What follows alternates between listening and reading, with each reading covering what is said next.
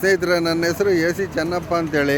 ನಾನು ಇಲ್ಲೇ ಒಬ್ಬ ನಿವೃತ್ತ ಶಿಕ್ಷಕರ ಬಡಾವಣೆ ಮದ್ದೂರು. ಸ್ನೇಹಿತರೆ, ಕೊಲ್ಲಿ ಸರ್ಕಲಿಂದ ಮದ್ದೂರು ಒಳಗಡೆ ಬರ್ತಕ್ಕಂತಹ ಒಂದು ಮುಖ್ಯ ರಸ್ತೆಯಲ್ಲಿ ಇವತ್ತು ಒಂದು ಲೈಟ್ ಕಂಬ ಉರಿದು ಹೋಗಿದೆ. ಸ್ನೇಹಿತರೆ, ಇಲ್ಲಿ ಈ ಕೇಬಲ್ಗಳು ವಿದ್ಯುತ್ತಿನ ಕೇಬಲ್ಗಳು ಹತ್ಕೊಂಡು ಉರಿದೋಗಿ ಲೈಟ್ ಕಂಬ ಎಲ್ಲ ಉರಿದೋಗಿದೆ. ಸ್ನೇಹಿತರೆ ನೋಡಿ, ಇಲ್ಲಿ ಈ ಅಧ್ವಾನಕ್ಕೆ ಯಾರನ್ನ ಹೊಣೆ ಮಾಡೋದು ಅಂತ ಅನ್ನೋದು ಗೊತ್ತಿಲ್ಲ. ಸ್ನೇಹಿತರೆ, ಸದ್ಯ ಯಾರಿಗೂ ಏನೂ ಅಪಾಯ ಆಗಿಲ್ಲ.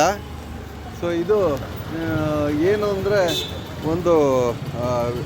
ಏನು ನಮ್ಮ ಒಂದು ಅವಿವೇಕದ ಪರಿಣಾಮ ಇದು ಅಂತ ನನಗನ್ನಿಸ್ತದೆ.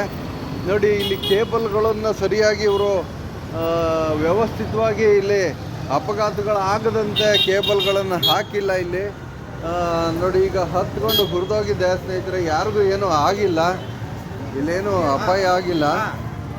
ಅದರಿಂದ ನಿಜವಾಗ್ಲೂ ಏನಾರ ಈ ಥರ ಅಪಾಯ ಯಾರಾದರೂ ಅಕ್ಕಪಕ್ಕದಲ್ಲಿ ಯಾರು ನಿಂತಿದ್ರೆ ಅದ್ರ ಕತೆ ಅಧೋಗತಿ ಆಗ್ತಿತ್ತು. ಸದ್ಯ ಯಾರಿಗೂ ಏನೂ ಅಪಾಯ ಆಗಲಿಲ್ಲ. ಸ್ನೇಹಿತರೆ, ಇದು ನಮ್ಮ ಒಂದು ಟೀಚರ್ಸ್ ಕಾಲೋನಿ, ಅಂದರೆ ಕೊಲ್ಲಿ ಸರ್ಕಲ್ನ ಮುಖ್ಯ ರಸ್ತೆಯಲ್ಲಿ ಮದ್ದೂರು ಸಿಟಿ ಒಳಗಡೆ ಹೋಗ್ಬೇಕಾದ್ರೆ ಇಲ್ಲಿ ಇರ್ತಕ್ಕಂಥ ಒಂದು ಮೇಯ್ನ್ ರೋಡಲ್ಲಿ ಆಗಿರ್ತಕ್ಕಂಥ ದುರಂತ ಇದು. ಸ್ನೇಹಿತರೆ ನೋಡಿ, ಇದು ಅಪಾಯ. ಇವೆಲ್ಲನೂ ಏನು ಆಡಳಿತ, ಏನು ನಮ್ಮ ಮದ್ದೂರಿನ ಒಂದು ಆಡಳಿತ ವ್ಯವಸ್ಥೆ ಈ ದುರಂತಕ್ಕೆ ಕಾರಣ ಅಂತ ಹೇಳ್ಬೋದು.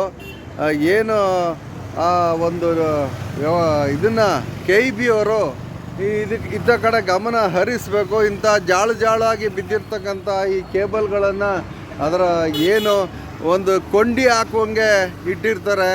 ನಮ್ಮ ಮನೆ ಹತ್ರನೂ ನಮ್ಮ ಹಿಂದ್ಗಡೆನೇ ಮನೆ ಇದು.